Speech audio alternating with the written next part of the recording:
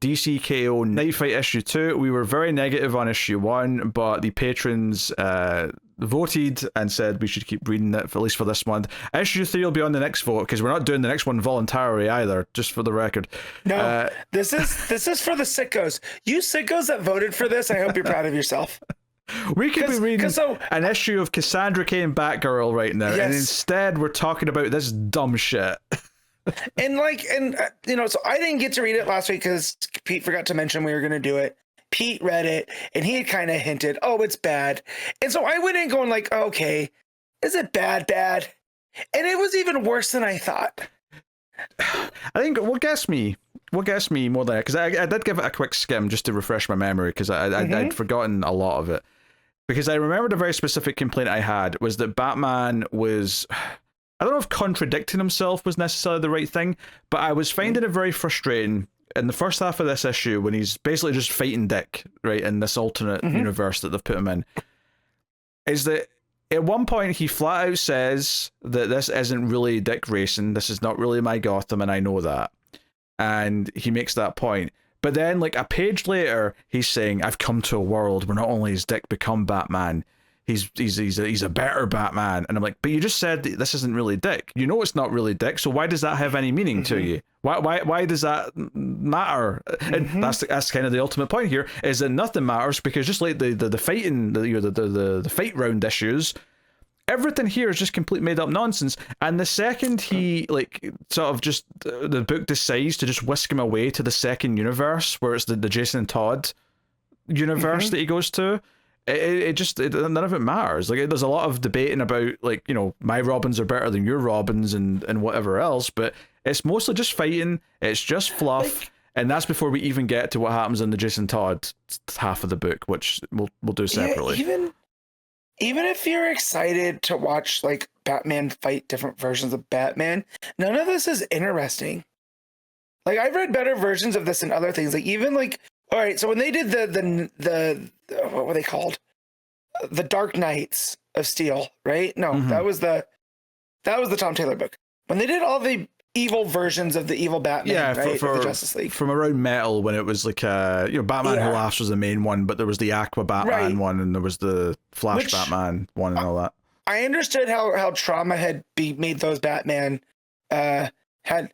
Basically, we had the Aquaman version of Batman, was how the Trauma shaped them and how they were different and why it was justified. So I understood all that. Those books I didn't necessarily enjoy, but I understood the point of it.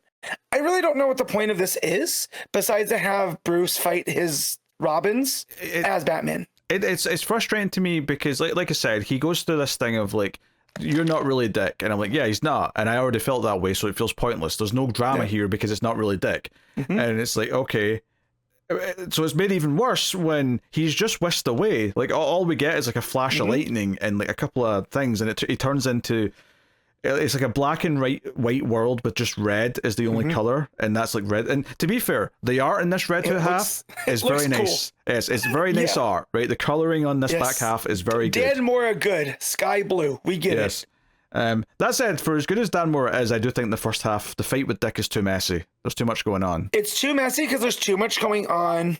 Although that said, I do like the panel that is them fighting with all of the different parts of the fight going around, because it feels like a chaotic, kind of like a kung fu movie fight, you know, where there's just a lot going on. The rest of it, though, is just there's too much going on and stuff. But yeah, we get to the Jason Todd stuff, and at least it looks nice. It looks nice, but here's the premise of this. So Batman wakes up and he's in a straitjacket, and Red Batman, whatever you want to call him, he's like, oh yes, these delusions. That's Daredevil, sir. Very good. You know what I mean, though? He's just in the red hood outfit with bat ears, but he's like, yes, right. What delusion is it today, Bruce? Eh? Do you think you've got a big axe? And I'm like, oh, that was a reference to the Absolute Universe. Funny. Do you think you're this? Do you think you're that? And it's referencing a couple of old things, and it's like, okay. And then he gets in his face, and he's like, you know, this is all delusions. You're crazy. You're nuts. And then he calls him Clayface. And the premise of this universe is that apparently here, Clayface killed Batman and like everyone in the Bat family except Jason Todd. And he's went so delusional, he's stuck in Batman form, and he really believes he's Batman. And Jason Todd's like, Clayface, you're Clayface. You think you're Batman, but you're actually Clayface.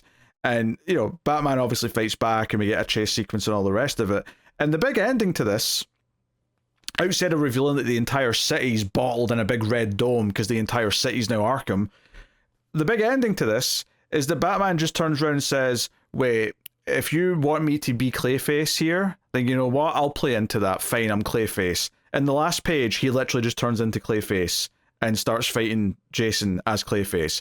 And I'm like, what the hell? This is dumb. Is happening here? Like, Yep. Not only can we be in any world, in any context, now just because, like, he's just Clayface, like, literally just Clayface, and he can, I just, like, this is just fluff. It's nothing.